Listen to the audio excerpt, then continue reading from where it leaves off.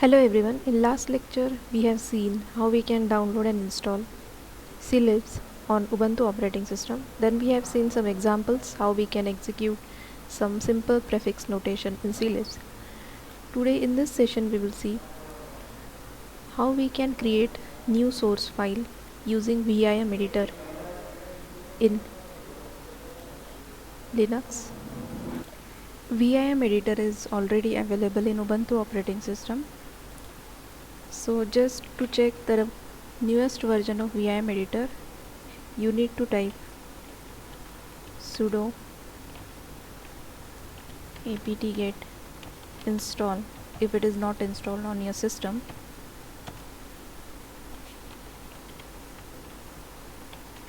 Type your password and it will show you the newest version available on your system.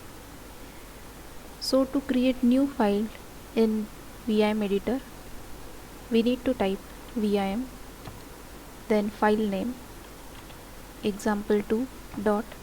As we are creating programs in Lisp, so extension for storing file in Lisp language is LISP. So it will open this text editor here. So if we want to type something, then we need to change the mode. So for that purpose, press key I. So when you are pressing this key I, it will show you the insert mode. And now you can type anything you want. So here we will try to use some Lisp prefix notations. Say for example, if we want to print something like this, so we need to type write, then we'll be performing addition. Before addition we'll be having multiplication, and before that we'll be adding division. Okay, so we'll be dividing 9 and 5, then it should get multiplied with 60, and then it should get added with 32. Okay, so you can type any prefix notation. Okay, so the default notation for this line is, so if we want comment in this vim editor or Lisp language, so to add comment here we can type, means this is the mathematical expression and here we have written the prefix notation for that mathematical expression, and it is 60 into 9 divided by 5 plus 32.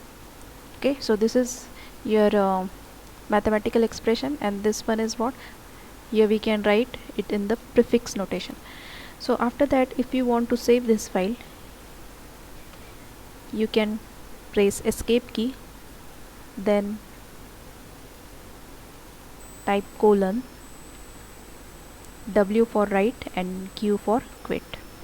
Press enter. After that you will come back to your main terminal, and here if you want to execute this, so this is not just like your C language or C++ language.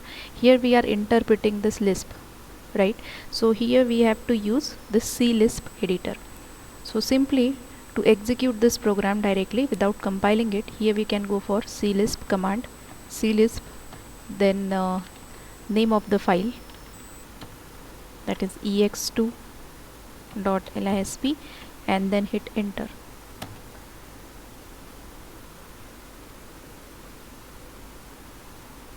Yes, it's showing some kind of error here.